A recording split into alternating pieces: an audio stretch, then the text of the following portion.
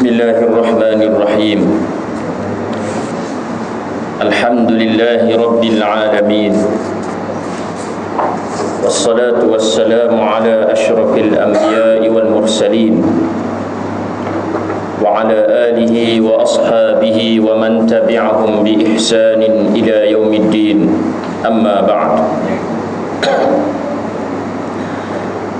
Dan dari sunat-sunat yang terdahulu sebelumnya sembahyang lagi. Dan di antara sunat-sunat yang terdahulu sebelum daripada kita sembahyang, sebelum daripada ni kita telah menerangkan berkait dengan azan, iqamah. Kemudian perlu ada di hadapan kita satu penghalang ataupun sutrah supaya orang boleh lalu lalang di hadapan. Kemudian di antara perkara-perkara sunat yang digalakkan kepada kita untuk dilakukan sebelum daripada sembahyang, hendaklah masuk kepada sembahyang itu dengan perasaan yang gembira dan tenang hati daripada segala macam kebimbangan, supaya dapat menghasilkan khusyuk dalam sembahyangnya. Iaitu sebelum daripada kita masuk sembahyang, kita hendaklah masuk dalam keadaan berlapang dada, perasaan yang gembira, tenang hati, tak ada rasa gelisah, bimbang dan seumpamanya. Tujuannya ialah supaya ia akan menambahkan lagi khusyuk dalam sembahyang. Khusyuk maksudnya ialah hadir dalam sembahyang. Jadi bila kita nak sembahyang, sebelum daripada sembahyang itu kita masuk dalam keadaan tenang, dalam keadaan tak ada masalah, gembira, maka ini akan menambahkan lagi khusyuk di dalam sembahyang.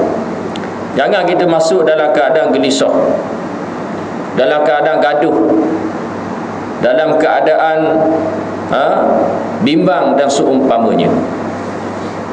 Dan memang kita digalakkan untuk sembahyang bila kita didatangi dengan berbagai-bagai masalah, kerana sembahyang itu menenangkan. Jadi bila kita takut, kita bimbang, kita sedih, sebelum daripada kita nak sembahyang itu, hadirkan diri kita untuk kita sembahyang, maka ini akan menambahkan lagi khusyuk di dalam sembahyang.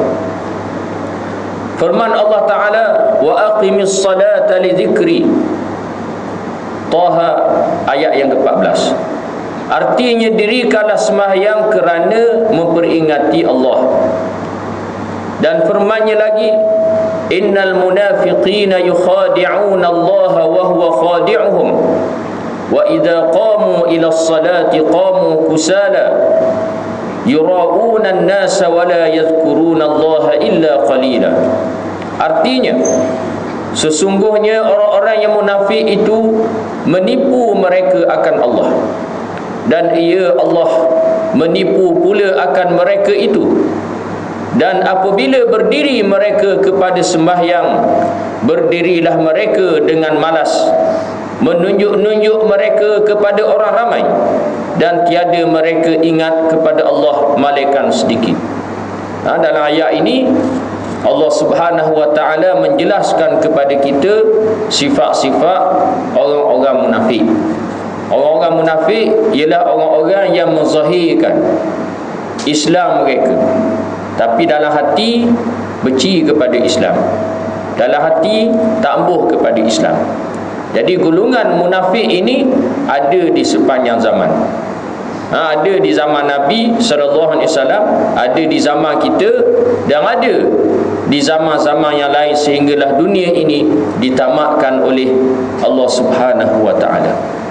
Jadi kalau kita tengok dalam sirah Nabi SAW, masa Nabi berada di Mekah, golongan munafik ini tak ada lagi masa tu. Masa tu pertemuan di antara Islam dan kufur. Ada hanya orang Islam dan juga orang musyrikin Mekah. Bila Nabi berhijrah pergi ke Madinah, barulah wujud golongan yang ketiga, golongan munafik ini.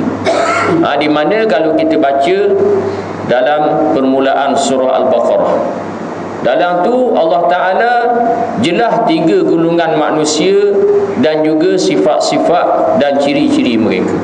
Yang pertama ialah orang beriman yang bertakwa kepada Allah. Allah Ta'ala sebut sifat mereka, alladzina yu'minuna bil ghaib, sehinggalah ayat yang berikutnya.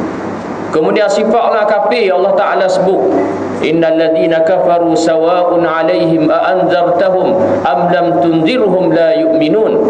Allah Ta'ala sebut sifat orang kafir. Sifat orang munafik pula Allah Ta'ala sebut. Allah Ta'ala sebut lebih daripada 10 ayat. Menunjukkan kepada kita bahawa payah nak kenal golongan munafik ini. Nifak yang paling bahaya sekali ialah nifak yang boleh menyebabkan seseorang itu terkeluar daripada Islam. Ini paling bahaya sekali. Adapun sifat-sifat bagi golongan munafik banyak dinyatakan di dalam Al-Quran dan juga di dalam hadis-hadis Nabi SAW. Antaranya ialah dalam ayat yang kita bacakan ini. Allah Ta'ala sebut di antara sifat orang munafik itu, mereka memperdaya Allah dan Allah Ta'ala memperdaya mereka. Dan bila mereka berdiri untuk sembahyang, mereka berdiri dalam keadaan malas. Kerana mereka tak yakin dengan sembahyang ini. Jadi bagi kita, orang yang beriman, sebelum daripada kita sembahyang, kita kena yakin sembahyang ini boleh menyelamatkan diri kita, boleh menyelesaikan masalah, boleh menyampaikan hajat kita, doa kita, permohonan kita kepada Allah Subhanahu wa ta'ala. Jadi orang munafik ni mereka tak yakin. Sebab itulah bila mereka nak sembahyang, mereka bangun dalam keadaan malas. Tak ambuh sembahyang, takut orang kata bukan orang Islam. Jadi bangunlah juga sembahyang, bangun dalam keadaan malas. Mereka menunjuk-nunjuk kepada manusia, nunjuk-nunjuk nak suruh orang tengok, nak suruh orang nampak. Kalau hari ni nampak kamera duduk depan baru sembahyang, nak suruh masuk dalam TV dan seumpamanya. Dan mereka tidak mengingat akan Allah malaikat sedikit. Mereka tak ingat Allah. Dia ingatnya benda lain, harta benda, wang ringgit, pangkat dan lain-lain lagi. Seterusnya ialah mengenal waktu-waktu sembahyang. Firman Allah Ta'ala, inna salata kanat 'alal mu'minina kitaban mawquta. Surah An-Nisa ayat 103. Artinya sesungguhnya sembahyang itu adalah ia atas orang-orang mukminin beberapa fardu yang telah ditentukan waktunya. Allah Ta'ala sebut dalam ayat ini bahawa sembahyang itu wajib ke atas orang-orang yang beriman. Itu yang pertama. Yang keduanya, sembahyang ini diwajibkan dengan waktu-waktu yang tertentu. Maknanya tak boleh pakai ikut otak kita, tak boleh pakai ikut kemahuan kita. Mestilah ikut apa yang ditentu dan ditetapkan oleh Allah di dalam Al-Quran dan diajar kepada kita oleh Nabi SAW. Di sinilah hak selalu kita sebut, hukum akal syarak ini tak boleh kita pakai hukum akal. Kita mestilah berpandukan kepada nas, iaitu Al-Quran dan sunnah Nabi SAW. Walaupun kita bijak mana sekalipun, tak boleh kita pakai hukum akal. Bukan sahaja dalam masalah sembahyang bang, begitulah juga dalam masalah hukum akal yang lain. Dalam masalah hukum hakam yang berkait dengan muamalat, sebagai contoh, jual beli, riba itu haram. Kalau kita fikir ikut pada otak kita, riba itu bagus. Sebab apa? Sebab kita beri hutang ke orang 1,000, orang bayar kepada kita lebih, kita boleh hutang. Itu ikut otak kita. Tapi kalau ikut hukum Allah, ia adalah haram. Kerana apa? Mudaratnya banyak yang dinyatakan oleh ulama-ulama. Begitulah juga hukum hakam yang berkait dengan jenayah. Nak sekat jenayah, nak halal jenayah, Allah Ta'ala tetapkan hukum hudud, hukum qisas. Orang curi kena kerat tangan. Tak boleh kita pakai hukum akal kita ikut pada otak kita. Kita kata orang curi ni pakai penjara je, pakai denda je. Tak boleh. Ini hukum Allah. Dia ditentu dan ditetapkan di dalam Al-Quran dan diajar kepada kita oleh Nabi SAW. Jadi begitulah juga dalam masalah yang berkait dengan sembahyang. Tak boleh kita pakai hukum akal ikut kepala otak kita. Kita nak tentu sendiri. Zuhur masuk pukul 9 pagi, katakanlah begitu. Asar masuk pukul 10 pagi dan seterusnya. Tak boleh. Ini dia tentu dan ditetapkan oleh Allah di dalam Al-Quran dan diajar kepada kita secara amali dan praktikal oleh Nabi SAW. Sembahyang-sembahyang yang difardukan pada tiap-tiap sehari semalam 5 waktu.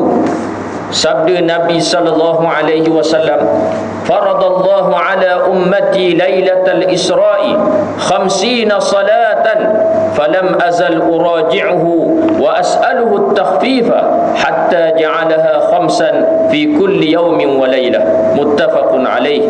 Artinya, telah memfardukan Allah atas umatku 50 waktu sembahyang, maka sentiasalah aku mengulangnya dan aku meminta rengankan sehingga menjadikannya 5 waktu sahaja pada tiap-tiap sehari semalam.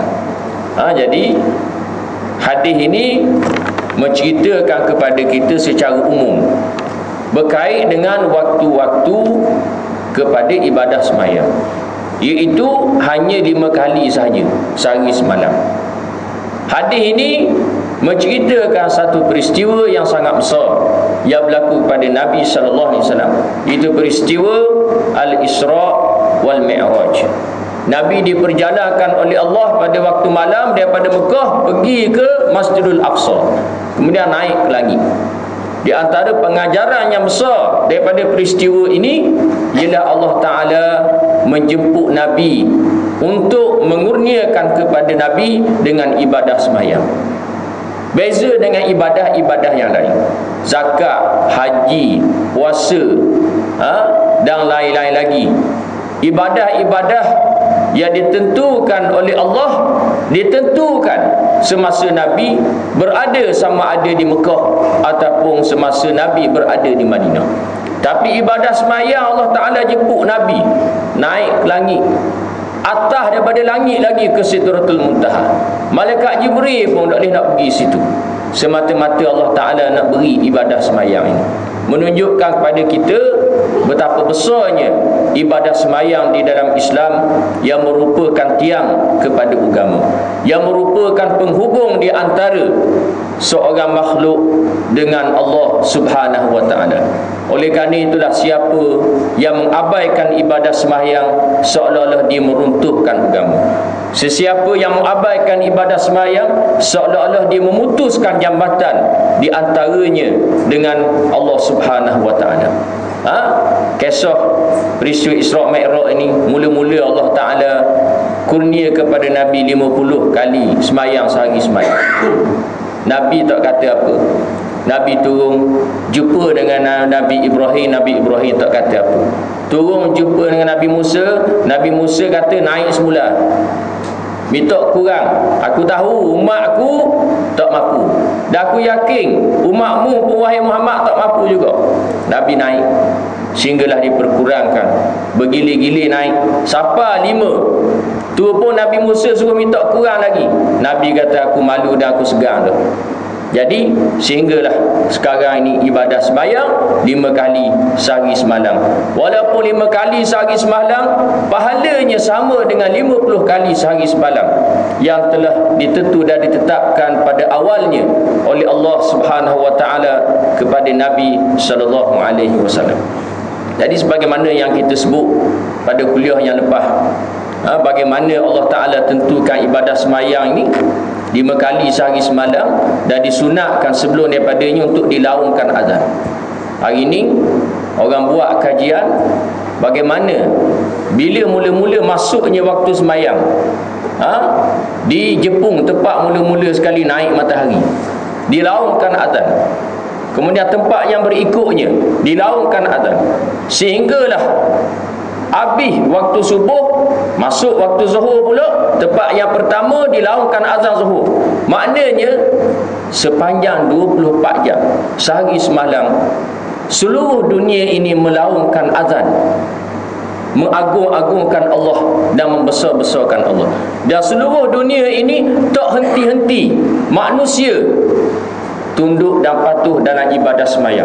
Sama ada dalam keadaan mereka berdiri, dalam keadaan mereka rokok, dalam keadaan mereka sujud, ataupun dalam keadaan keadaan-keadaan yang lain di dalam sembahyang. Jadi itu di antara hikmah yang sangat besar yang hari ini baru orang tahu, hasil daripada kajian-kajian yang dibuat. Sembahyang zuhur ialah mula-mula sembahyang yang telah zahir. Kerana zuhurlah mula-mula sembahyang yang Jibril sembahyang bersama-sama dengan Nabi SAW. Jadi yang pertama sekali lah sembahyang zuhur. Kita sebelum ni kita tahu sembahyang zuhur. Orang Melayu kita pun sebut sembahyang zuhur. Orang India, Pakistan cakap Urdu pun sembahyang zuhur juga mereka sebut. Jadi apa dia maksud zuhur ni? Zuhur ni diasal daripada kalimah zahir. Zahir ni ialah yang muncul. Bila seseorang itu masuk ke dalam surau, contohnya nama dia Muhammad, kita kata telah zahir Muhammad, maknanya telah muncul Muhammad. Jadi dinamakan sembahyang zuhur dengan zuhur kerana sembahyang inilah yang mula-mula sekali malaikat Jibril ajar kepada Nabi SAW dan tentukan masa dan waktunya. Awal-awal waktunya ialah dari gelincir matahari, dan akhirnya ialah apabila terjadi bayang-bayang tiap-tiap sesuatu sama panjangnya selain daripada bayang-bayang al-istiwa. Jadi kalau kita ambil tiang, kita pacak, kita nak tahu masuknya waktu zuhur. Kalau bayang tu tak nampak tubuh kita, maknanya tak masuk lagi. Bila gelincirnya matahari nampak bayang, maka disitulah masuknya waktu zuhur.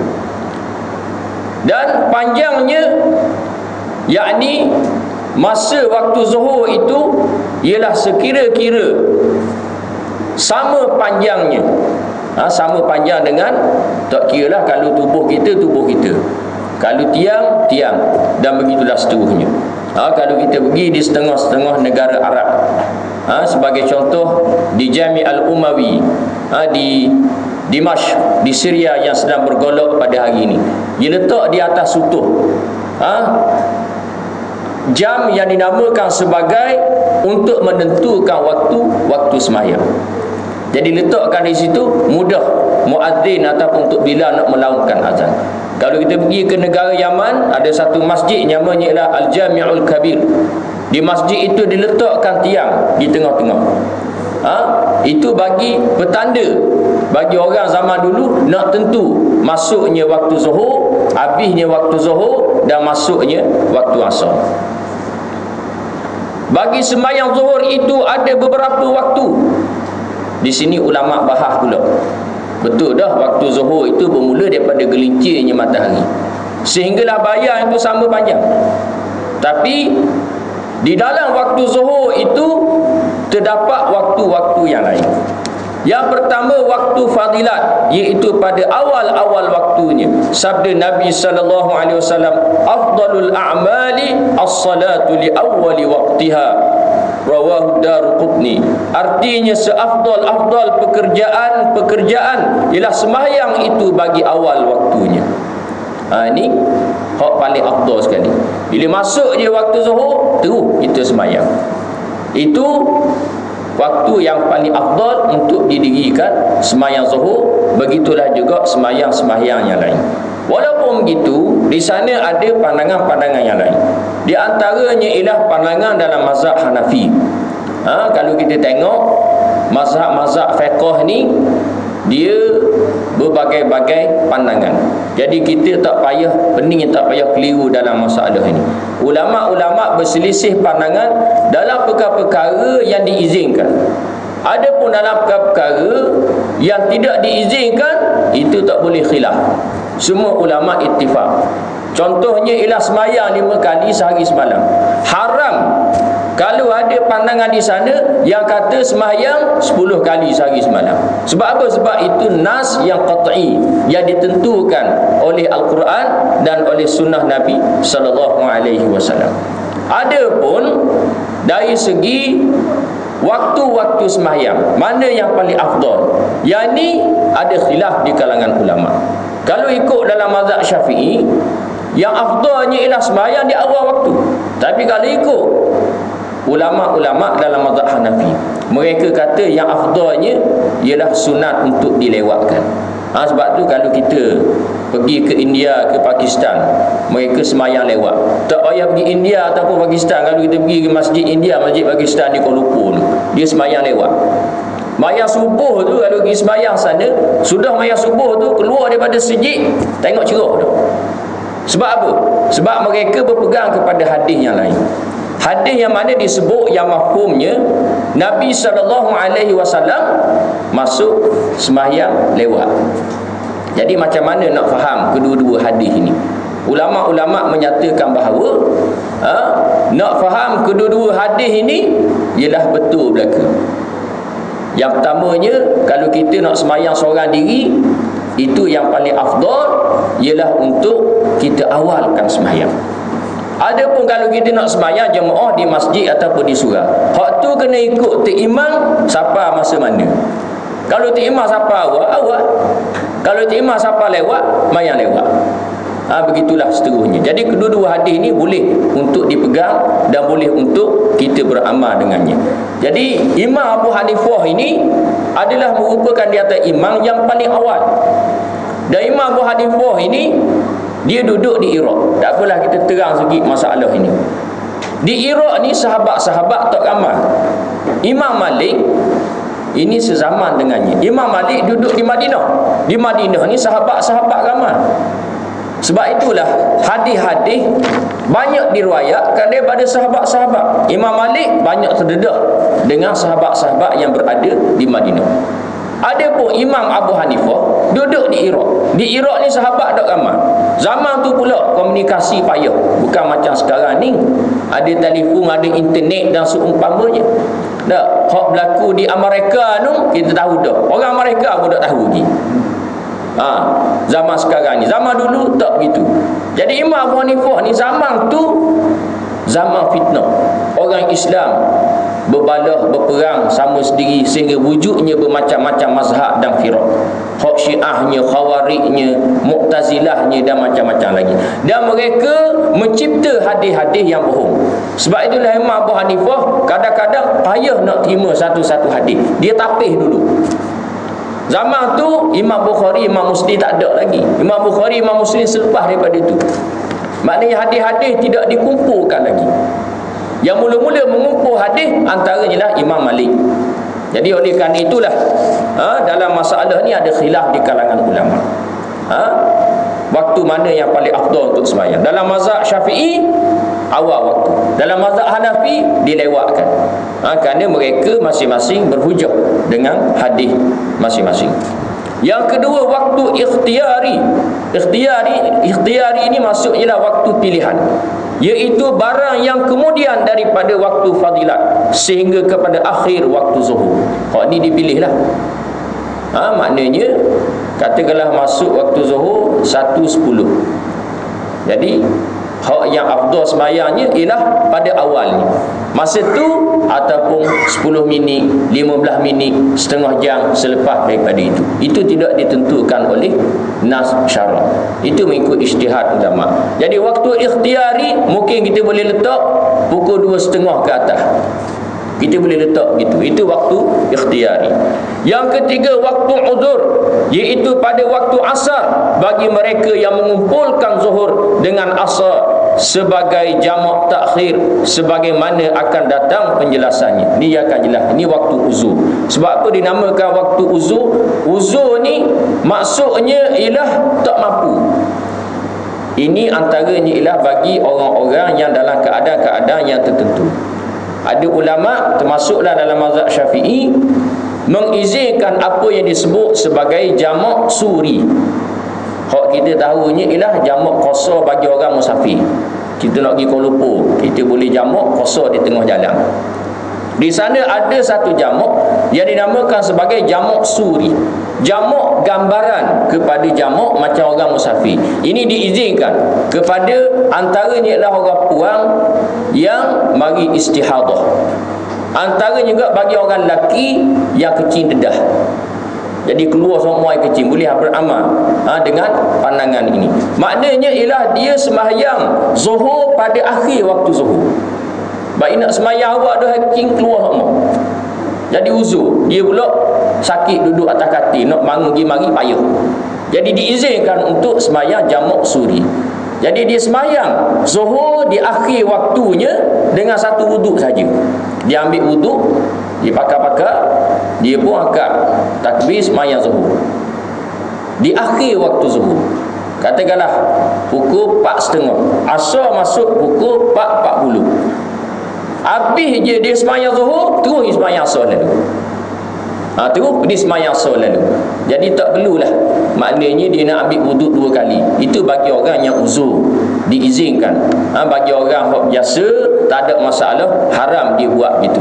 Seolah-olah dia mempermain-mainkan sembahyang. Jadi bagi orang yang uzur, dia sakit dan seumpamanya, boleh ambil pandangan ulama dalam perkara yang kita sebutkan tadi.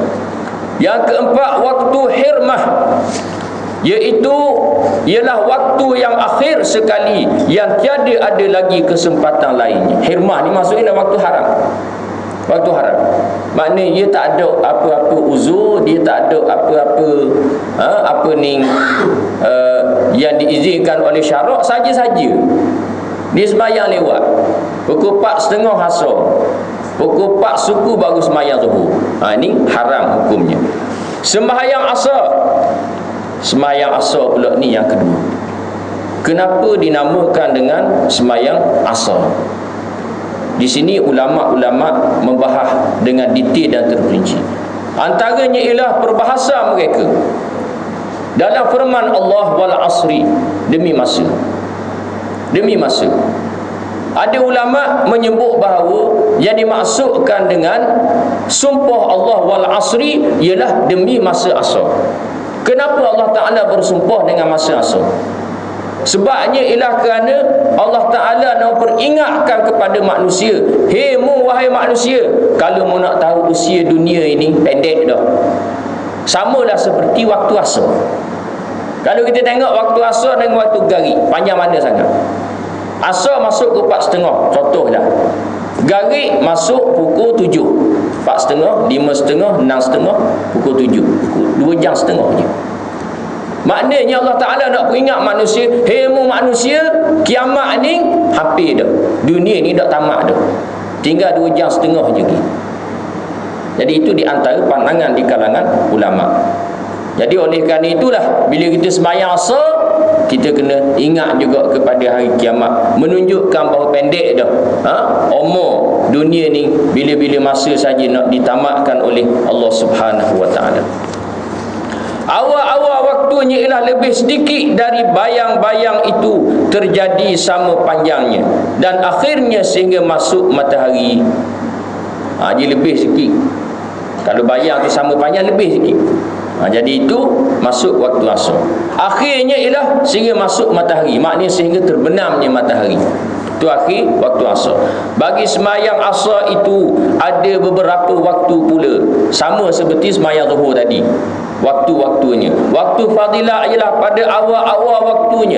Yang kedua, waktu ikhtiari, iaitu kemudian daripada waktu fadilat sehingga terjadi bayang-bayang dua bersamaannya. Yang ketiga, waktu uzur, iaitu di waktu zuhur bagi mereka yang mengumpulkannya menjadi jamak takdim. Ini bagi orang yang buat jamak takdim. Ini waktu uzur, maknanya diizinkan kerana sebab-sebab yang tertentu yang kita sebutkan tadi. Yang keempat, waktu hirmah, iaitu ialah di akhir waktunya dengan sekira-kira tiada ada lagi keluasannya. Yang ketiga, sembahyang maghrib. Sembahyang maghrib ini maksudnya ialah ghurub, tenggelamnya matahari. Awal-awal waktunya ialah dari masuk matahari dan akhirnya berpanjangan sehingga hilang syufuk merah di kaki langit itu. Bagi sembahyang maghrib ada beberapa waktu.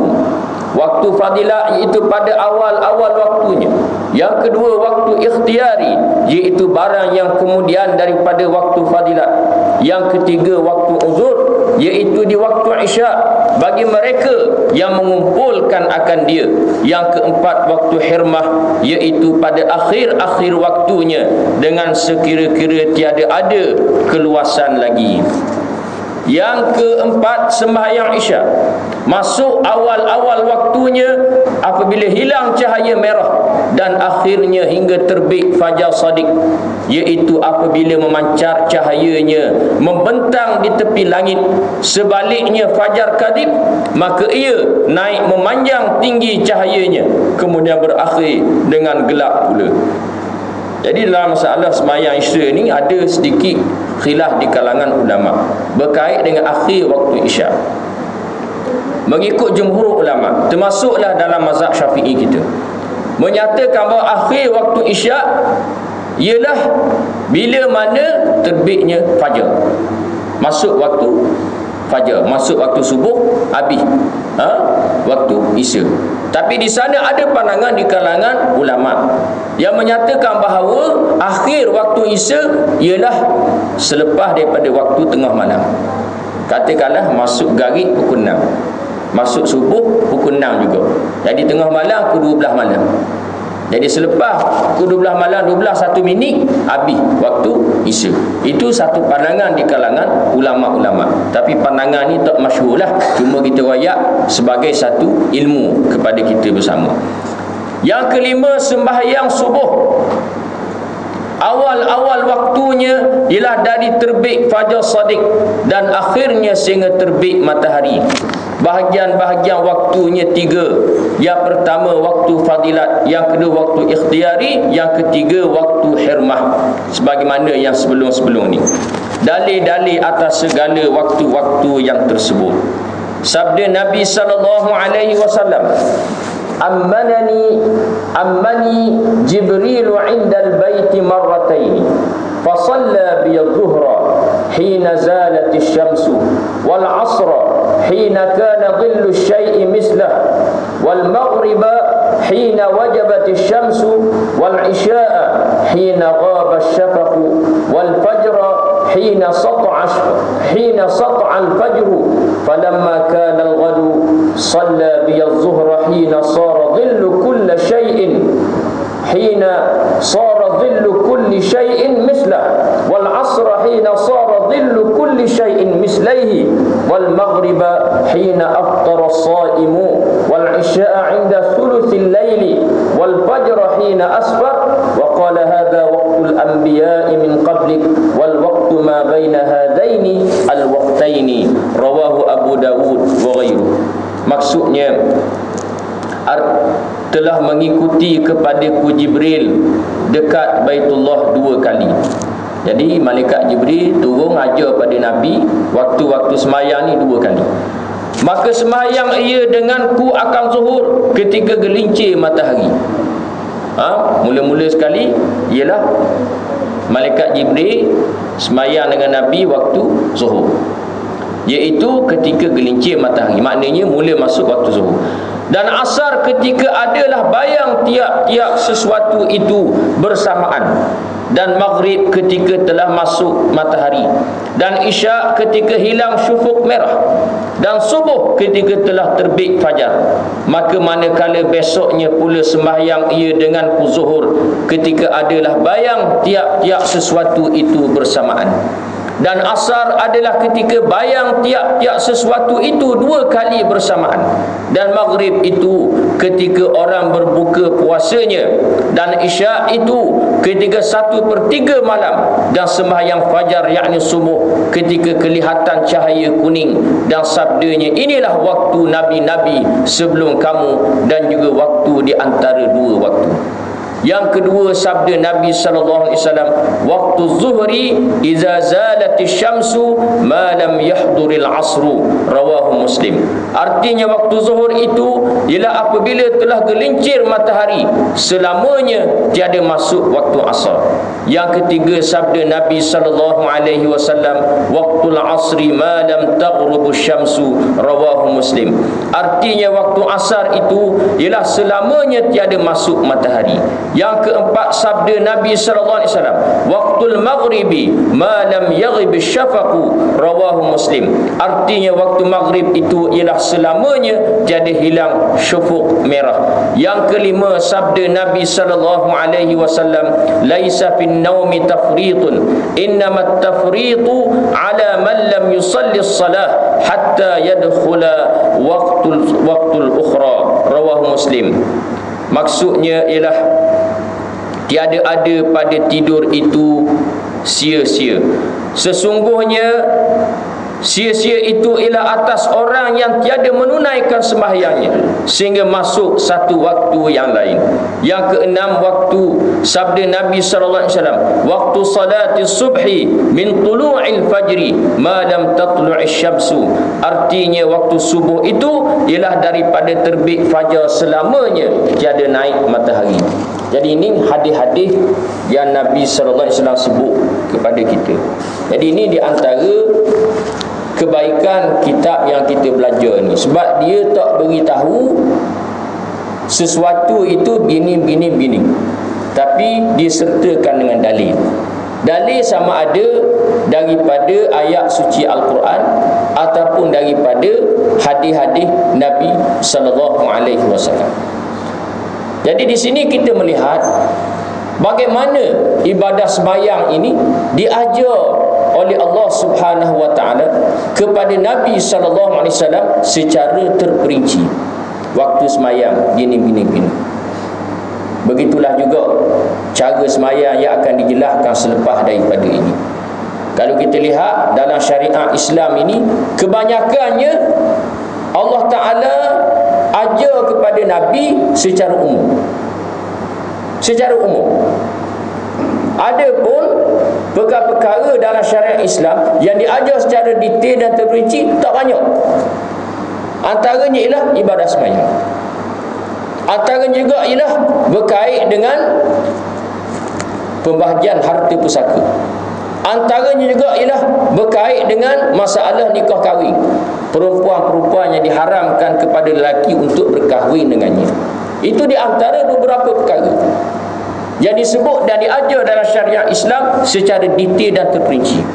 Adapun kebanyakan daripadanya disebut asas-asas yang umum saja. Contohnya ialah berkait dengan politik Islam. Asas di antaranya adil. Di antaranya juga ialah bagaimana orang Islam nak menyelesaikan masalah. Asasnya ialah syura, bermesyuarat. Tapi tidak disebut dengan detail dan terperinci. Sebab itulah kalau kita lihat apa yang kita baca dan kita terangkan ini, bagaimana sesaknya orang yang nak berpegang hanya kepada Al-Quranul Karim. Sebab di sana kita lihat ada ajaran yang nak berpegang pada Quran saja, tak mau berpegang pada sunnah Nabi. Macam-macam alasan yang diberikan. Ada yang kata sunnah Nabi SAW ini banyak yang salah, hanya Quran saja yang boleh kita berpegang. Sebab kita lihat dikumpulkan hadis-hadis Nabi 100 dan juga 200 tahun selepas wafatnya Nabi SAW. Sebelum daripada itu tidak dikumpulkan. Jadi mereka guna akal. Mereka kata tak mungkin, mesti banyak salah dan silap. Lalu mereka menolak hadis-hadis Nabi SAW. Sebab itulah golongan ini golongan yang sesat. Kita tak boleh nak jadi orang Islam, melainkan kita mestilah menjadikan Al-Quran dan sunnah Nabi sallallahu alaihi wasallam sebagai panduan. Dalam Quran hanya disebut secara umum. Yang mendetail dan memperincikannya ialah hadis-hadis Nabi sallallahu alaihi wasallam. Ini contoh yang paling jelas. Ayat yang kita bacakan mula-mula tadi, innas salata kanat 'alal mu'minina kitaban mawquta. Sesungguhnya sembahyang itu wajib ke atas orang yang beriman dengan waktu-waktu yang ditentukan. Waktu-waktu itu disebut dalam Al-Quran? Tak ada sebut. Yang disebut dalam hadis, antara ialah hadis yang kita bacakan ini. Sebab itulah kalau orang tu nak pegang pada Quran saja, nak sembahyang lagu mana? Nak sembahyang lagu mana? Itu dalam masalah sembahyang. Dalam masalah-masalah yang lain begitu juga. Sebab tu ada ulama kata orang yang nak pegang pada Quran saja ni, kalau mati teruk tepi jalan aja. Sebab apa? Sebab dalam Quran tak ada sebut cara nak mandi mayat. Dalam Quran tak ada sebut cara nak kapal mayat. Dalam Quran tak ada sebut cara nak tanam mayat dan seumpamanya. Itu semua diterangkan di dalam hadis-hadis Nabi sallallahu alaihi wasallam. Jadi kita lihat hadis yang paling kuat sekali ialah hadis yang disertakan amalan ataupun perbuatan Nabi dengan kata-kata Nabi. Ada hadis Nabi sebut saja, waktu kuat dah. Itu lagi kuat daripada hadis yang Nabi lakukan tanpa Nabi sebut dengan mulut. Adapun kalau hadis yang mana Nabi buat dengan perbuatan dan Nabi sebut pula dengan mulut, ni lagi kuat lagi. Macam dalam masalah semayang ataupun waktu semayang yang kita terangkan ini. Jadi hak yang pertama tu Nabi sebut, malaikat Jibril ajar aku semayang. Ni perbuatan Nabi. Kemudian Nabi sebut pula dengan mulut dia yang hadis-hadis yang kita bacakan ini. Waktu zuhur sekian, waktu asar sekian, waktu maghrib sekian, waktu isya sekian, waktu subuh sekian, Nabi sebut pula. Jadi ini menunjukkan pada kita kuatnya masalah menentukan waktu-waktu sembahyang yang telah dinyatakan dengan detail dan terperinci oleh Nabi sallallahu alaihi wasallam di dalam hadis-hadis yang kita bacakan ini. Dan diriwayatkan daripada Ibnu Umar hadis marfu', as-salatu fi awwalil waqti ridwanullah wa fi akhirih afwullah. Artinya sembahyang pada awal waktu itu keredaan Allah dan akhir waktu itu keampunan Allah. Kata Abu Bakar, keredaan Allah itu lebih kami gemari daripada keampunannya. Kata Asy-Syafi'i pula, kerana keredaan Allah itu adalah ia bagi orang yang baik, al-muhsinin, dan keampunannya adalah bagi orang yang taksir. Taksir inilah orang yang buat silap, orang yang buat salah. Maknanya nak sebut di sini, sembahyang ni pada awal waktu, tengah, akhir, sah sembahyang itu. Jadi sebab itulah bila kita cakap soal sah itu satu bab. Kemudian amalan tu boleh pahala ataupun tidak, itu bab lain. Kadang-kadang orang kita ni cakap pasal sah saja. Tak. Sah ini hak zahir. Kalau kita sembahyang awal waktu ke akhir waktu ke, sah selagi mana duduk dalam waktu. Tapi bila kita cakap soal pahala, tu bab lain. Itu bab lain. Sembahyang pada awal waktu pahala lebih disebut oleh Nabi sallallahu alaihi wasallam. Kalau sembahyang akhir waktu tanpa keuzuran, hukumnya adalah haram, dosa. Seolah-olah mempermain-mainkan sembahyang yang difardukan oleh Allah Subhanahu wa taala. Yang ketujuh, firman Allah Azza wa Jalla, fawailul lil musallin alladzina hum an salatihim sahun. Jika celakalah bagi orang yang sembahyang yang mereka itu daripada sembahyang mereka lalai. Maksudnya mereka itulah mentakhirkan sembahyang daripada waktunya dan makruh tidur setelah masuk waktu sembahyang sedang dia belum memperbuatnya. Jika berat harapannya boleh terjaga di dalam waktu itu, jika tiada maka haram hukumnya. Jadi kalau kita ngatuk masuk waktu sembahyang, makruh kita tidur. Kadang-kadang kita letih, tak apa, tidur dululah. Makruh hukumnya. Sebab kita tak tahu, takut lepas waktu sembahyang, jadi jatuh ke haram. Jatuh ke haram. Kalau lepas waktu sembahyang hidup lagi tak apa, kena molek tidur mati kerah. Jadi kita tak tahu. Kita tak tahu masa kita akan datang, kita hidup lagi ke, mati lagi ke, tak tahu. Sebab itulah Nabi suruh kita buat amal soleh ini ketika kita ingat, ketika itulah kita digalakkan untuk melakukannya, kerana kita tak tahu benda yang akan berlaku di kemudian hari. Dan disunatkan membangunkan orang yang tidur kerana sembahyang lebih-lebih lagi di ketika sempit waktu, supaya seseorang itu dapat menunaikan sembahyangnya di dalam waktu. Jadi sunat kita gerak dia untuk kita sembahyang. Jadi dalam perkara ni dia detail sikit lah. Kalau kita sebagai orang yang ada tanggungjawab, kita sebagai ayah sebagai contoh, hukumnya tak sunat dah, wajib. Kalau anak kita duduk tidur, duduk semayang lagi, wajib kita gerak dia. Sebab kita ada tanggungjawab. Tapi katakanlah kita duduk serumah dengan saing kita, saing kita tidur duduk semayang lagi, maka hukumnya sunat untuk kita gerak. Ada ulama kata wajib pada mula-mula tu. Kalau dia tak bangun juga, itu dia tanggung, Tuhan dia dah. Jadi tak perlu kita gerak dia, ambil air seperti simbah atas kepala suruh sembahyang, tak perlu. Kita gerak dia bangun, sembahyang. Dia sedar, dia reti, tak apa. Selesai ada tanggungjawab itu. Kalau dia nak tidur juga, Tuhan dia.